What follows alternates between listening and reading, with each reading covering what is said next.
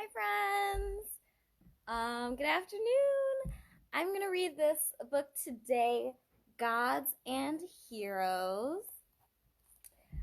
This is a special request from Lillian because she said she really loved this book, so I hope you guys liked it too. I read it once during our Egypt unit, and so it has some mythology from Egypt, but it also has mythology from a bunch of different cultures. It has some really cool pop-ups. So this is Gods and Heroes by Matthew Reinhart and Robert Sabuda.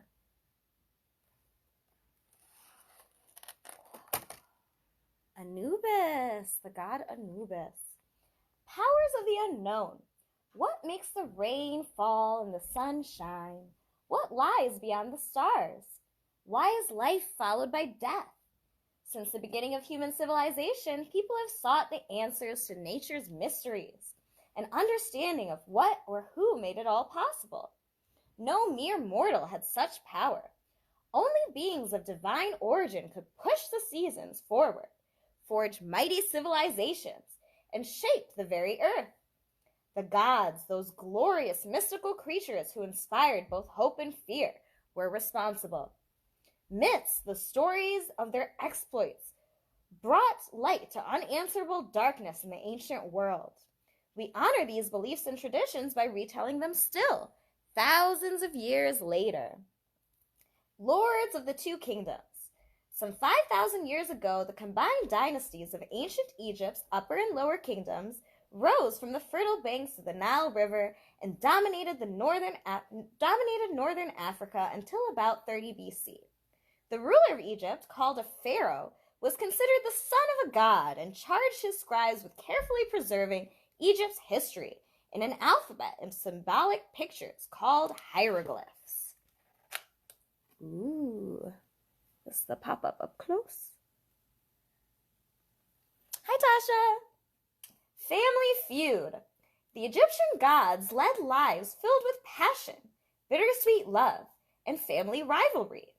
Osiris, the god of the harvest, and his dedicated queen, Isis, ushered the kingdoms of Egypt into a golden age.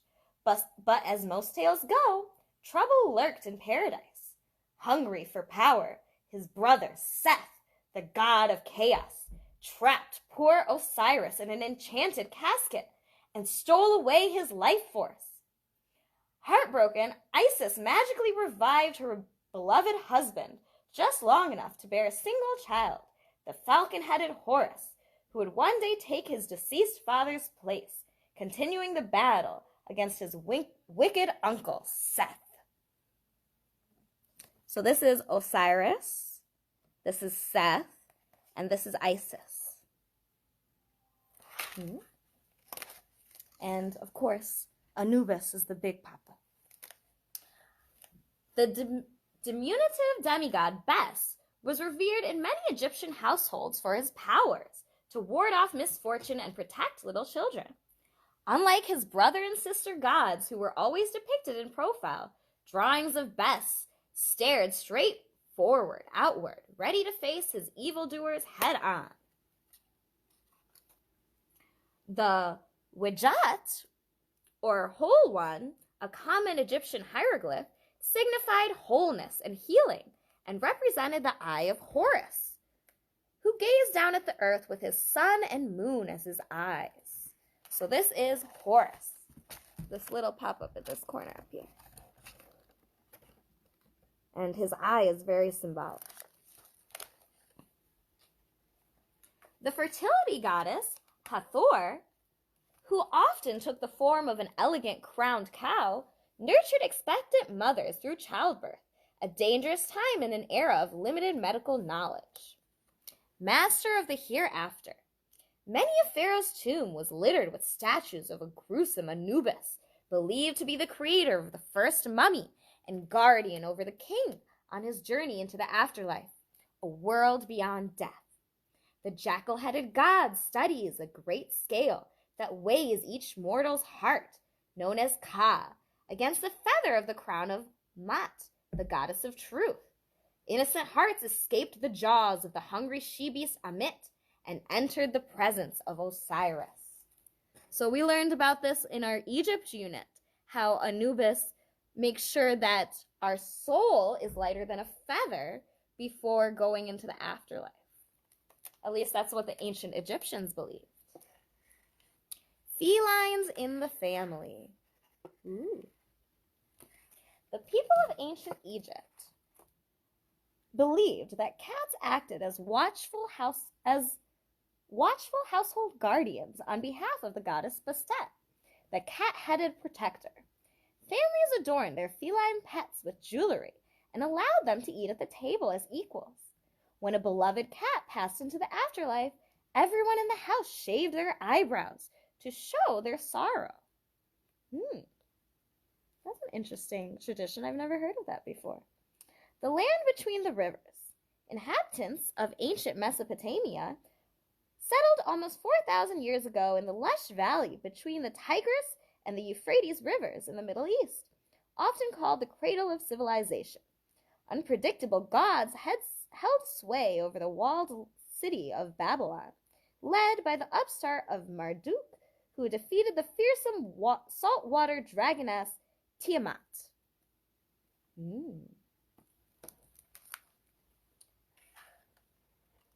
If you guys know, the Nile is the longest river in the world, and it's in Egypt. Moving on from Egypt, we're going to ancient Greece. The Parthenon. Very cool. Ancient Greece, a loose, often warning assembly of city-states, had risen by 500 BC to dominate what we had known as the classical world. The Greeks believed in a Parthenon, or league of gods and goddesses. 2 centuries later, the Roman Empire spilled across the Mediterranean Sea, conquering much of Europe, Asia Minor, and northern Africa. Though names often changed, the Greek pantheon formed the backbone of Roman culture for almost 1,000 years. The Greeks believed that the universe was born from chaos.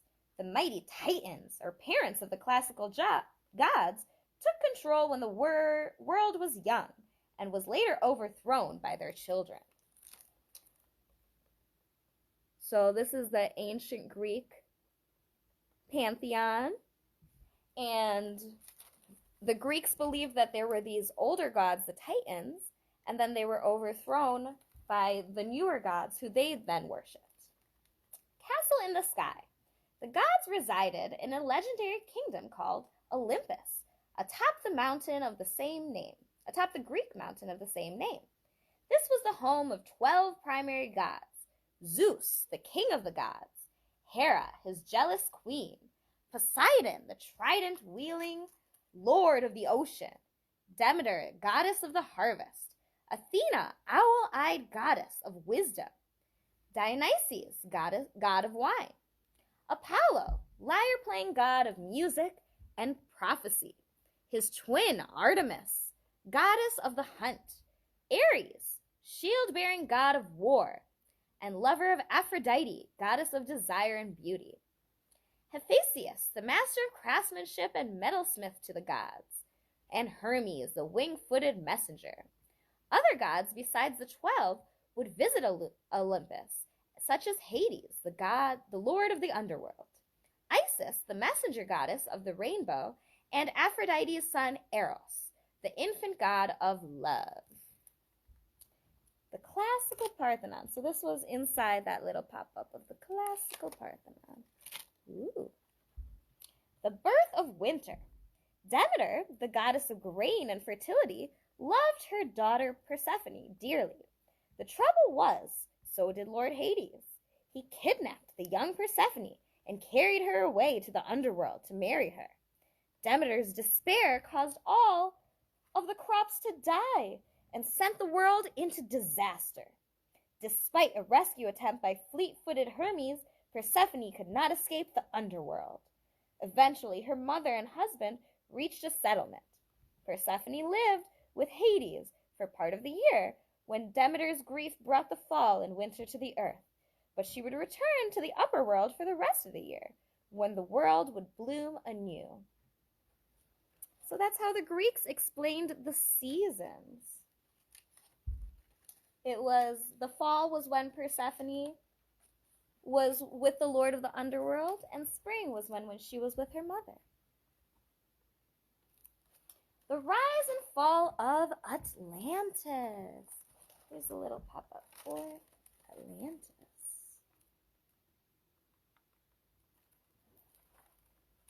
The rise and fall of Atlantis.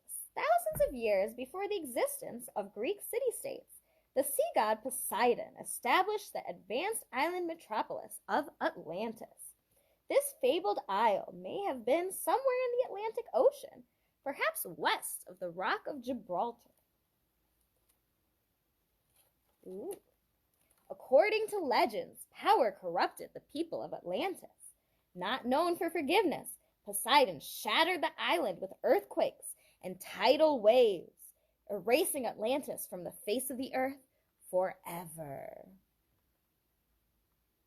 So this was the fabled kingdom that they said Poseidon destroyed. Do you guys think Atlantis is still existing in our world? I don't know. Many explorers still look for Atlantis to this day. So one more time, here's a pop-up.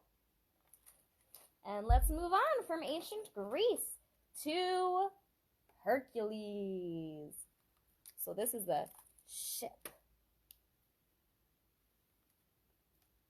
From all angles.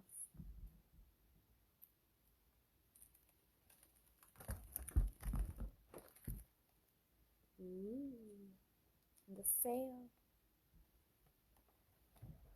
Mortal champions of the old world.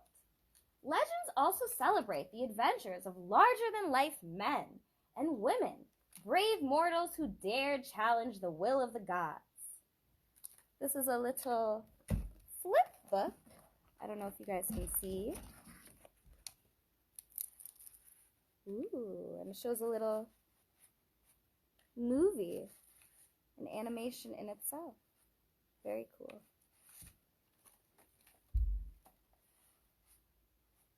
So the first one says, hunt down the thick-skinned Nemean lineman. Afterward, Hercules wore his impervious pelt as a cloak. Slay the many-headed Lyrian Hydra. This proved difficult since its heads grew back faster than it lost them. Capture the Arcadian stag unharmed. A year passed before Hercules managed to chase it down. Trap the Amanthian boar. Hercules netted the boar by drawing it into deep winter snowdrifts. Clean the enormous and foul stables of King Aegeus. Aided in one day, clever Hercules redirected rivers to wash them out.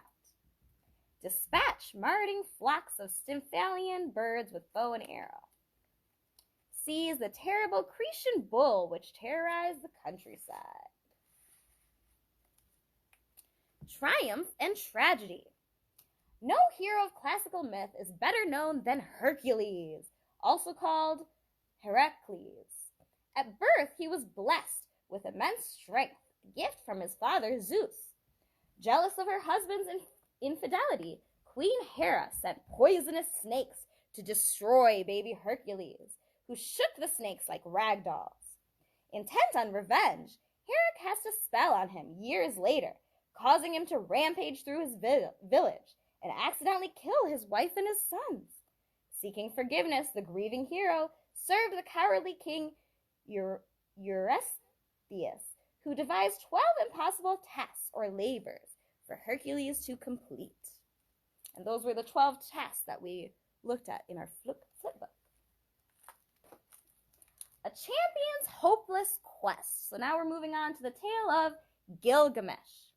The epic poem Gilgamesh, chiseled into clay tablets, survived for more than 3,000 years and is one of the earliest written stories in history. Born the legendary Mesopotamian king Menes to the citizens of Uruk, who called out to the heavens for help. The gods sent in the wild beast man, Enkidu, who challenged Gilgamesh to a wrestling match. Equally matched in strength, the two men became fast friends, Together they defeated many evils, but Enkidu paid for his victories with his life. Sorrow and fear gripped the king Gilgamesh, who decided to search for the secret of immortality. His impossible quest ended in failure for all mortals, who found eternal life forever beyond his grasp. So that's the tale of Gilgamesh. A race for love. Marriage was the last thing on Atlanta's mind. As Greece's fastest runner, she decided only to marry a man who could beat her in a foot race. Clever suitor Hippomenes won the race, and her hand with cunning instead of speed, strategically dropped golden apples, gifts from Aphrodite, distracted Atlanta, and gave the man just enough time to cross the finish line first. So he won with his wit, not his skill. He was very clever. The Voyage of Argo. In a plot to dispose of his nephew Jason, the wicked King Peleus sent him on a perilous quest for the fabled Golden Fleece. Craftsmen built a worthy ship named the Argo, and Jason assembled a legendary crew. Danger awaited the Argonauts at every turn as they faced bird-like harpies, enemy warriors, and self-propelled rocks that threatened to smash the ship into pieces. A sorceress named Medea fell in love with Jason along the way and lured the fleece's guardian, a fearsome dragon, to sleep. With the golden fleece in hand, the wary adventurers made the long journey back home. The Trojan horse. Many mythic heroes fell in the war between Greece and Troy, including the undefeated soldier Achilles, who was slain with an arrow through the single weak spot in his heel. After a decade of devastating battles, the weary Greeks presented the Trojans with a massive wooden horse as a token of surrender. This is the wooden horse. Or so it seemed that they were surrendering. Once the gift was dragged within the walls of Troy, Greek soldiers exploded from inside the horse and finally put an end to the Trojan War. Fall to earth. Intricate wings crafted of wax and feathers carried the imprisoned craftsman Daedalus and his son Icarus high above the prison walls of the labyrinth. Their triumph was short-lived, though, when the boy, overcome by the freedom of flight, veered too close to the sun, which melted his makeshift wings and sent him hurling into the sea. So if you know the story of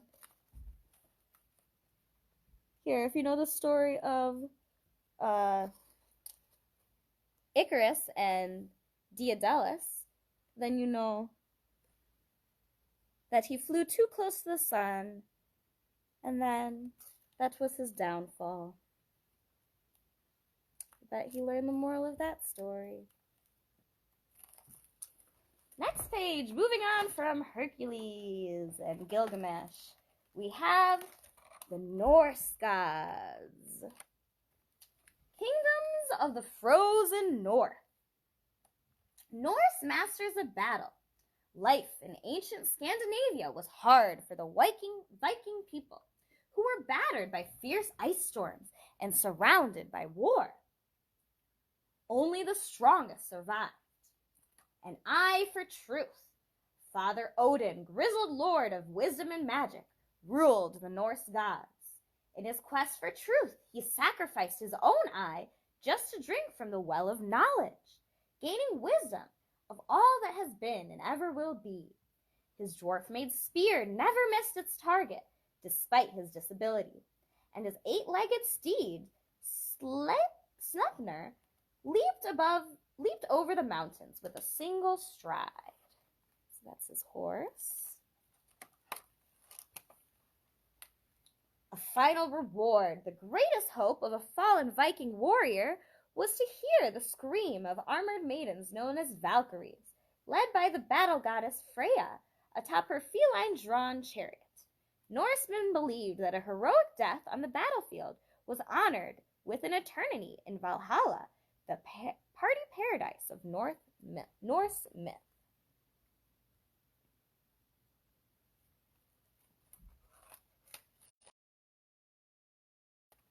The greatest Viking.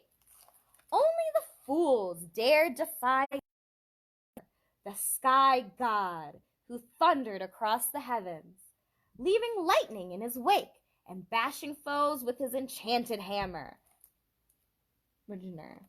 Beloved among the Norse people, the favorite son of Odin was the ultimate berserker who shared many shortcomings with his human followers. During one of his misadventures, Thor foolishly pitted himself in a race against Thought and lost. Soon after, he challenged a contest that nobody could ever win. Hammer-shaped amulets worn by young brides honored Thor's bravery and were thought to provide protection from evil. Ooh. According to the Norse myths, a great cosmic ash tree named Yggdrasil encircled the entire universe. The highest branches held aloft the forest of Asgard, home to Odin and his children, linked via a rainbow bridge to the mortal world, nestled far below the tree's base. So this is that rainbow tree. Power of the ruins. Power of the Rune, sorry. The warlike Norse gods realized the great power of the written word. It was said that Odin invented runes, a 24-letter alphabet used by early Scandinavian people. Odin used the runic writing system to cast magic spells over his enemies and communicate his vast knowledge to his people. Odin's jester. The mythic prankster Loki made mischief into an art form. Father Odin kept him around Asgard, since Loki's troublesome schemes could be used against enemies. When a giant charged too high for a price for building Valhalla's walls, the wily schemer set a deadline no creature could ever hope to keep, and got the work done for free. On one adventure, Thor and Loki infiltrated a camp of enemy giants dressed as a bride and her handmaiden in order to recover the stolen magic hammer Mjolnir.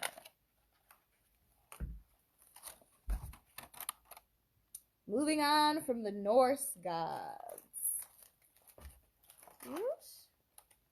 Mighty Eastern dynasties. Asia's culture is over 4,000 years old, and its people have honored many gods and goddesses in that time. The gods' court mimics the early Chinese dynasties, complete with servants, warriors, bickering nobles, and a single great emperor. Primal gods of the rising sun. The first couple and parents to the lesser gods of Japanese myth, Izanagi and Izanami, stirred chaotic ocean mists with their magical sphere and exposed the islands of Japan beneath the waves. One of their children, the fiery storm god Susanoo-wo, sprang from the glob of his father's snot and caused major troubles for the gods, the people of the earth, and even his own sister, the sun goddess, Amaterasu. One day, Susanoo-wo's tantrums frightened Amaterasu so badly that she hid in a cave. Whoa, I think that's a cave. Darkness swallowed the earth, and only after the other gods coaxed her out did sunlight return. Exiled from heaven, the shamed storm god sought to redeem himself. When he discovered a princess was held captive by an 8-headed dragon, Susanoo-wo, gifted with a mind as quick as his temper, transformed the girl into a hair comb, fastened it to his head, and sprinted to freedom. So that's how he saved the girl from the dragon. He turned her into a comb and ran away. With the comb in his hand, I presume. Gods of Oceania. Polynesian gods of nature blessed and punished the scattered island peoples of the Pacific Ocean. Love's inferno. Billowing clouds of ash and white-hot lava spew from the highest summit of Kilauea in the Hawaiian Islands, making the home of the violent Polynesian volcano goddess Pele. Upon seeing a human warrior chief named Lohiau, Pele implored her younger sister to bring him to their domain. Delays beset her sister's journey home, and the suspicious fire god exploded with a jealous rage, showering all of Hawaii with lava. Fire blasts wiped all living things from the island, including unsuspecting Lohiau. Pele's anger seethes to this very day beneath the Earth's crust, as the crater of Kilauea continues to be the most active volcano on Earth.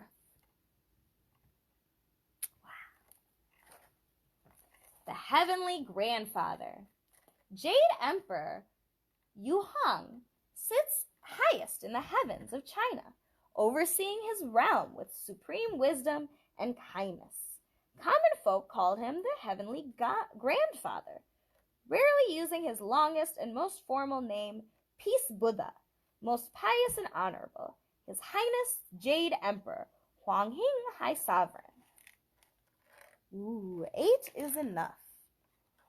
Champions for the common people, the fabled 8 immortals, began their lives as mortal human beings, but escaped death, despite their many quirks and antics, through spiritual enlightenment. The 8 often traveled in enchanted boats from their home high atop Mount Penglai, a paradise free from hunger and disease, and nearly impossible for any human to find. Oh, that's a pretty boat. So this is how they were able to escape.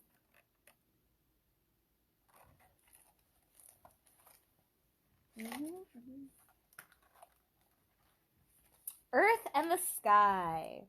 According to Chinese myth, the newborn universe cramped the first sun god Pan-Yu, so he pushed apart the swirling chaos to create the land and sky. Exhausted from his work, the primal god lay down to rest, and his body became the mountains, rivers, and the stars.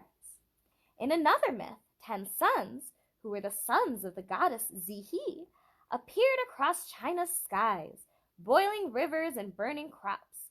Desperate, the people on Earth sought the legendary archer Yi to take down 9 of the obstinate sun gods and return the world's climate to normal. Monkey trouble. Impish son Wukong, the Monkey King, always felt cheated by his fellow gods despite being gifted with incredible strength, speed, and cleverness. In order to appease the irritating ape and stop his reckless pranks, the desperate Jade Emperor bestowed a worthless royal title on him, but the clever old right through the deception. His behavior went from bad to worse as he ransacked the palaces of the heaven, greedily devouring the peaches of immortality, and threatened to usurp the throne of the emperor for himself. In the end, he paid for his mutiny, and after a stint in rehabilitation, the old monkey finally got the respect he always wanted.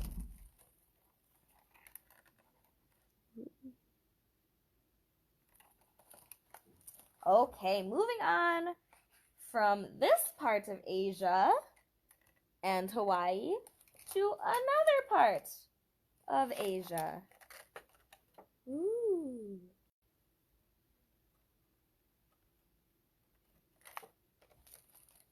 Great spirits of the New World. Nearly 10,000 years ago, at the close of the last ice age, prehistoric nomads ventured into the New World via a great land bridge that linked modern-day Russian Siberia with Alaska. The huge diversity of climates, natural resources, and wildlife in the Americas shaped thousands of rich civilizations, from the small Attica-Mikiu tribes of Canada to the teeming Aztec Empire of modern-day Mexico. There, in a wilderness of both bountiful and dangerous, great spirits exist of nature, from the moon to the trees, and in every beast. Whoa. A web of stars. Wise beyond measure, ancient spider-woman known as Nest Estan wove the heavens of Pueblo and Navajo lore, lacing her celestial web with drops of dew from the stars. For the stars, 2 feathers charged with her powerful enchantments protected the heroes Nyanzgani and Tobadzistini from enemy spirits on their perilous journey to seek their father, the sun god. So this is the web of stars.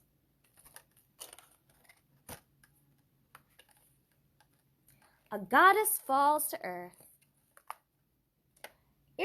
Iroquois folktales recount the tragic fall of the primal spirit celestial woman from her home, Skyworld.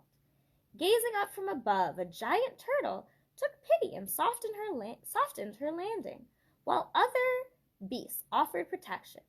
There, celestial woman became a mother to twins, Skyholder and Flint, who delighted in reshaping their new home. Loving Skyholder caused corn, fruits, and medicinal plants to grow, but irksome Flint unleashed diseases and insect pests to counter the twins' kindness. So these are some Native American lore. This is what the Iroquois believed. Animal nation, perhaps recalling their prehistoric past when mega mammals thrived. The tribes of North America believed that animals once ruled the land, able to remove their skins and appear as humans. Look at that totem pole. Hi, Chanel.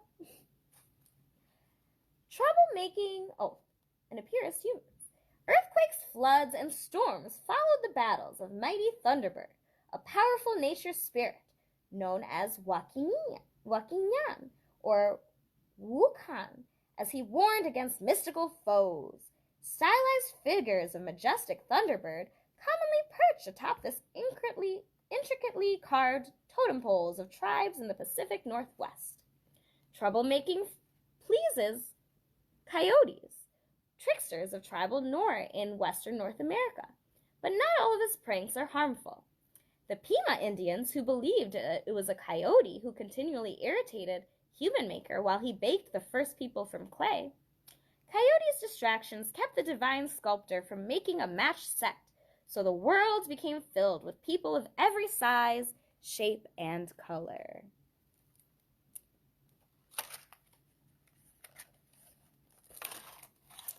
Moving on to the next page. Waiting for the hero's return.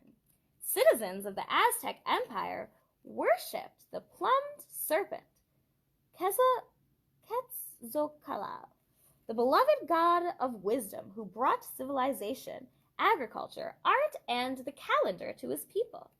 Tricked and disgraced by his brother, the jaguar god Tezcatlipoca, Quetzalcoatl left the world behind but promised to return one day. Eager for his coming, Emperor Moctezuma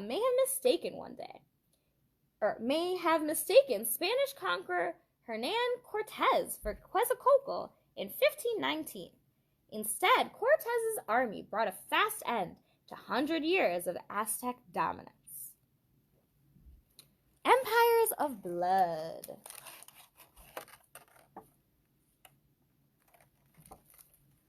Ancient cultures of Central and South America, including the Maya, the Aztecs, and the Incans, united people into massive civilizations, each with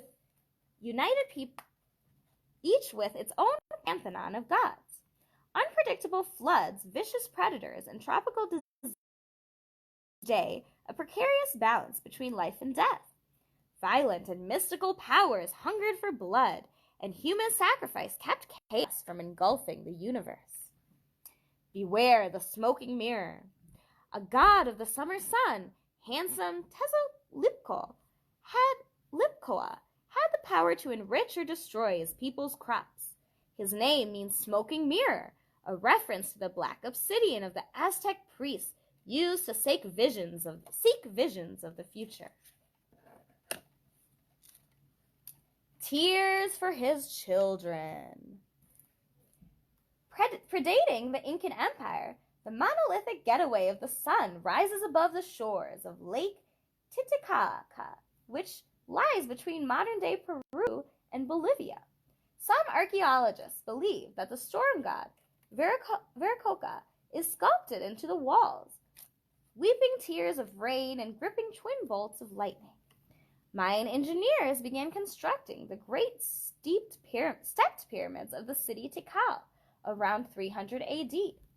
Named the place where spirit voices are heard, they were worship sites for the kindly Itzamna, wizened creator, divine healer, and patron of learning.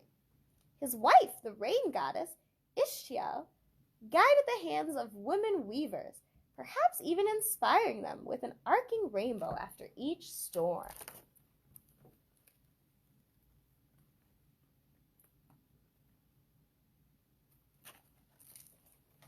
And I think that is the end of our book about gods and heroes.